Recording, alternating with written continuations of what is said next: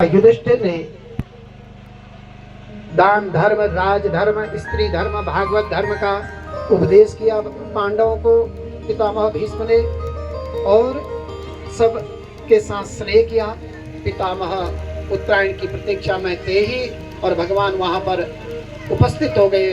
पितामह भीष्म के सम्मुख पितामह कहते हैं, अब मृत्यु के समय मैं अपनी बुद्धि में जो अनेक साधनों का अनुष्ठान करके अत्यंत शुद्ध एवं कामना नहीं रहित हो गई है, प्रभु के चरणों में मैं उसे अर्पित करता हूँ, जो सदा सर्वदा अपने आनंदमय रूप में स्थित कर लेते हैं, जिससे सृष्टि की परंपरा चली आई है। ऐसे अनेकों सूर्य के समान नेत्र वाले मुझे प्रभु आज एक दिखाई दे रहे हैं। ऐसे अजन्मा भगवान कृष्ण के द्वारा रचित अनेक शरीरधारियों के हृदय में अनेक रूप से जो जान पड़ते हैं, वास्तव में सूर्य तो एक ही है, लेकिन ऐसे ही ये भगवान भी मति भ्रम करके मेरा समस्त जितना भी संशय था उसका आज आपने निग्रह कर दिया, अर्थात उसको समाप्त कर दिया। और हे प्रभु, मेरी रतिमति सदा आप में लगी रहे और मेरी दृष्टि, मेरी वृत्तियां जो हैं आप में ही लगे रहे। ऐसा कहते हुए आत्मरूप भगवान में पितामह लीन हो गए। बोलिए भक्तवत्सल भगवान की। तो इस प्रकार से पितामह भीष्म ने शरीर छोड़ा और भगवान पुनः राज्य, महाराजा युधिष्ठिर पुनः राज्य प्राप्त करके धर्म पूर्वक प्रजा का पालन करने लगे। कुंती, गांधारी, धृतराष्ट्र से मिलकर के भगवान द्वारिका को चले गए और सौनक ऋषि शुद्ध जी से कहते हैं कि महाराज, गर्भ भगवान ने जिस बालक की गर्भ में रक्षा की थी उसके जन्म की कथा बता रहे हैं कि तदंतर बड़े अनुकूल ग्रहों के उदय होने का सुंदर समय हुआ।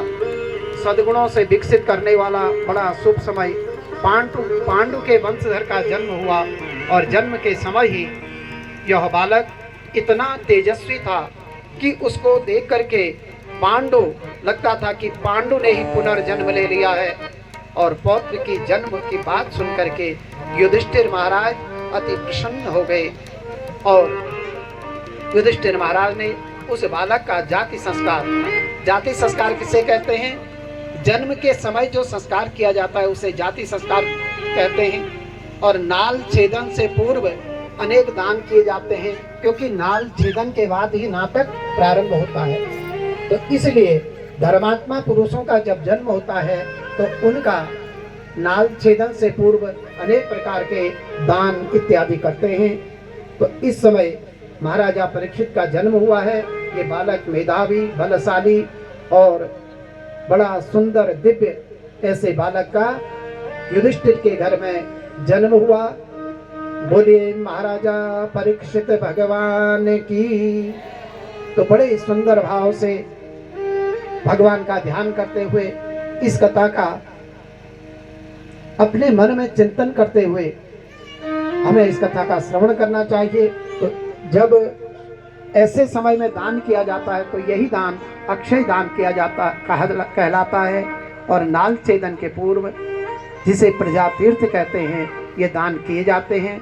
और कोई धर्मात्मा पुत्र जब जन्म लेता है तो उसके जन्मोत्सव पर ये सारे कार्य होते हैं और उसके नामकरण संस्कार में भी ब्राह्मणों को दक्षिणा बहुत अच्छी प्राप्त होती है।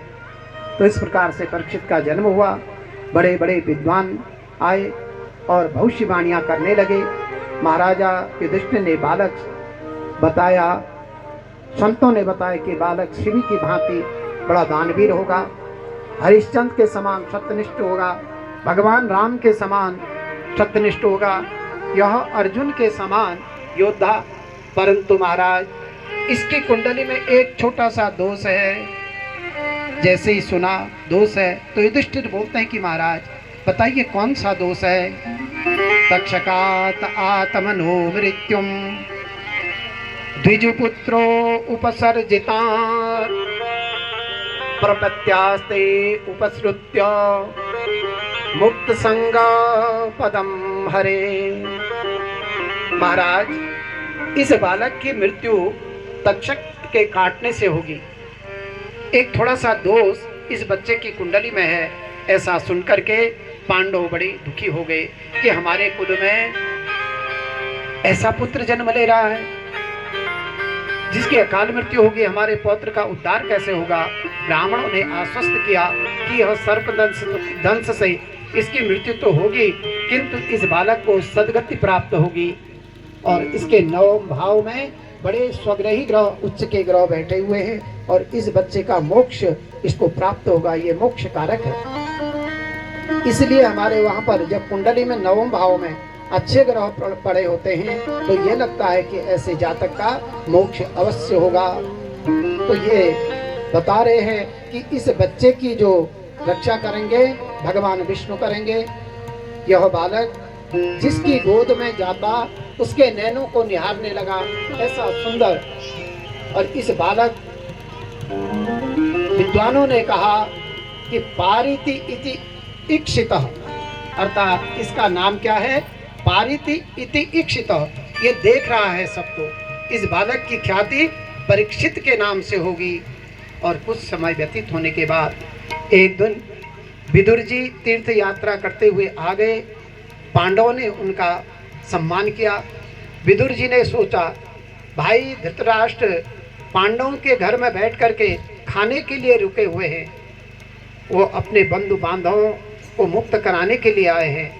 उन्होंने 36 वर्ष विदुर जी ने तीर्थ यात्रा की, केवल 36 ही शब्दों में उसका वर्णन भागवत जी में आया है कि विदुर जी ने तीर्थ यात्रा की। तो धर्मशास्त्र कहते हैं कि अपने पाप को सदा याद करो और पुण्य को छुपा करके रखो महाराज। लेकिन हम में क्या गलती है, हम पाप को छुपाते हैं और पुण्य को प्रकट करते हैं। अब भागवत जी की कथा में हम 100 रुपये देते हैं तो हम सोचते हैं कि हमारा नाम 4-5 बार आए कि अलाने फलाने अमुक जातक ने इतना दिया। धर्म कार्य में जो भी आप खर्च करते हैं उसको छुपा करके रखो। और जितना हमसे पाप होता है धर्म स्थान में उनको याद करो, अपने पाप को प्रचारित करो और जिसको प्रकट करेंगे वो समाप्त हो जाता है। यदि धर्म प्रकट करेंगे तो वो समाप्त हो जाएगा, पाप प्रकट करेंगे तो वो समाप्त हो जाएगा।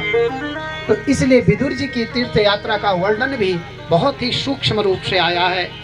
और इस प्रकार से हम अपने पुण्य को याद करते हैं, पाप को भूल जाते हैं। मध्य रात्रि के समय विदुर जी धृतराष्ट्र के पास गए। धृतराष्ट्र को कहा कि तुम आंखों के अंधे, सारे कौरव तो चले गए और इन्हीं पांडवों को तुमने इतना कष्ट दिया और आज इन्हीं की रोटी के टुकड़ों में कुत्ते की भांति पल रहे हो, क्या तुम्हें शर्म नहीं आती है? इस वृद्धावस्था में क्या कल को पांडव तुमको यहाँ से निकाल देंगे तो उसके बाद जाओगे? तुरंत गांधारी और धृतराष्ट्र को लेकर के विदुर जी सप्त स्तोत्र तीर्थ में गए। और प्रातःकाल युधिष्ठिर महाराज जब धृतराष्ट्र को देखने गए, वो नहीं मिले। तो उस समय युधिष्ठिर बड़े दुखी हो गए।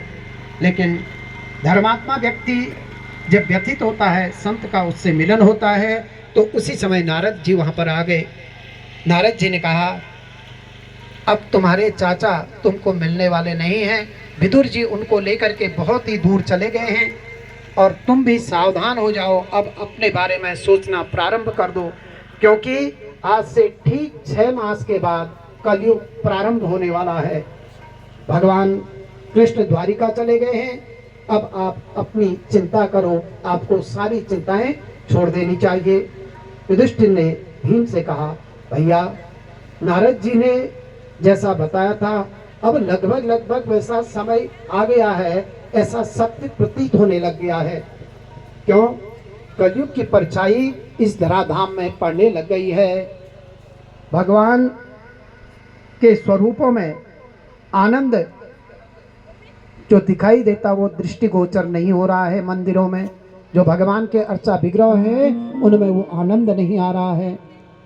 और सियार जो है वो भगवान सूर्य की ओर को देख करके चिल्लाना शुरू कर रहे हैं। और कुत्ते जो हैं भैया मेरी तरफ को आकर के निडर होकर के भौंक रहे हैं। मैं भ्रमण में गया हुआ था एक लोहार के पास एक वस्तु देखी, पूछने पर पता चला कि इसका नाम ताला है।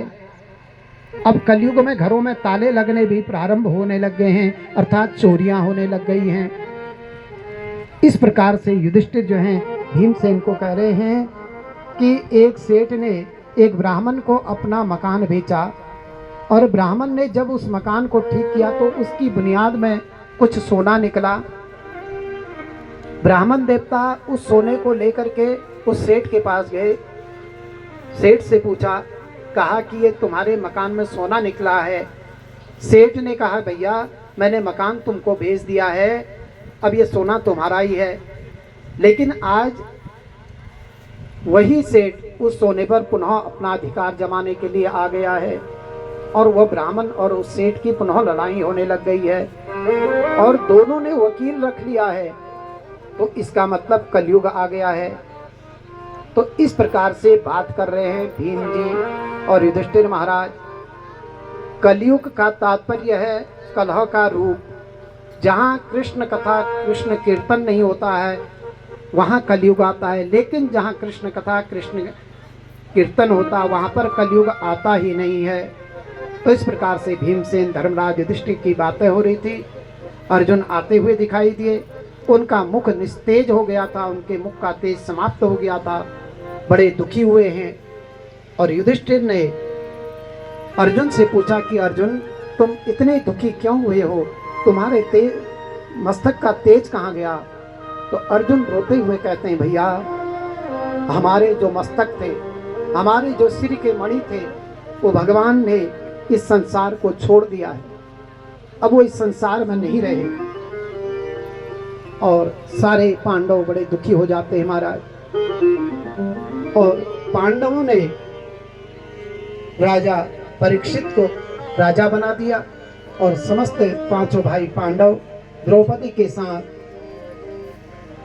वन की ओर को निकल जाते हैं कि अब हमें ये संसार को छोड़ देना चाहिए। ऐसा विचार करते हुए पांडवों ने भी इस धराधाम को छोड़ दिया है, और राजा परीक्षित को राज्य दे दिया। राजा परीक्षित ने अपने राज्य को संभाला। तो एक दिन राजा ने सोचा कि मैं अपने राज्य को भ्रमण करूं कि कहाँ क्या है।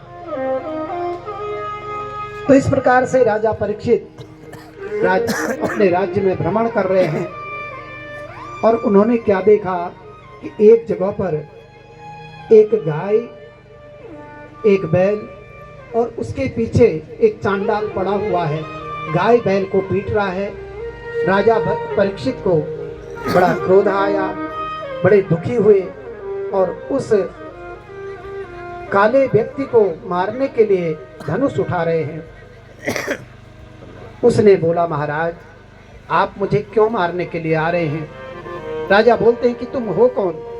इस धर्म रूपा, धर्म के रूप बैल और पृथ्वी के रूप गाय को क्यों पीट रहे हो? उसने बोला, महाराज आपके पितामह ने ये राज्य, ये धराधाम छोड़ दिया है, भगवान कृष्ण ने ये धराधाम छोड़ दिया है, और अब तो मेरा ही समय है, और मुझे इस संसार में आना ही आना है, और मेरा नाम कलयुग है। इस प्रकार से जब राजा को कलयुग ने अपना परिचय दिया, तो राजा ने बोला कि भाई मेरे राज्य में तेरे लिए कोई स्थान है ही नहीं, मैं तुझे यहाँ रहने नहीं दूंगा। तो कलयुग ने बोला, महाराज मुझे अपने राज्य में आप कुछ स्थानों पर रहने की आज्ञा दे दीजिए। तो राजा परीक्षित ने कौन सा स्थान दिया? द्यूतम पानम स्त्रियः सूना यत्रा धर्मश्चतुर्विधः। 4 स्थान दिए जहाँ पर द्यूत, मदिरा, नारी संग और हिंसा, असत्य, मद, आसक्ति और निर्दयता, ये 4 नाम ये हैं। द्यूत में सत्य होता ही नहीं है, जब जुआ खेलते हैं तो झूठा ही झूठा होता है। मदिरा, मद, अहंकार, नारी से तात्पर्य आसक्ति, और हिंसा से है निर्दयता। तो 4 स्थानों में कलयुग को जगह दे दी और ये चारों अधर्म हैं। तो इस प्रकार से जब 4 स्थान मिले तो कलयुग ने कहा महाराज ये 4 स्थानों का तो आपके राज्य में कहीं ये तो होता ही नहीं कुछ, आप मुझे कृपा करके एक स्थान और दे दीजिए। राजा परीक्षित ने पूछा कि तेरे को कौन सा स्थान दें? तो कलयुग ने बोला कि मुझे स्वर्ण में स्थान दे दीजिए, सोने में स्थान दे दीजिए। राजा परीक्षित ने अपने हृदय में विचार किया कि मेरे राज्य में सोने को लेकर तो कोई लड़ाई होती ही नहीं है, और राजा ने तथास्तु कह दिया और कल्लूराम प्रसन्न हो गए। महाराज अनीति अन्याय से प्रसन्न प्राप्त धन में कली का वास होता है, इस बात को आप नोट कर लीजिएगा। जब हम अनीति से अन्याय से धन प्राप्त करते हैं उसी में कलयुग का वास होता है, और जिस धन को हम पुरुषार्थ से कमाते हैं उसमें कलयुग नहीं आता है।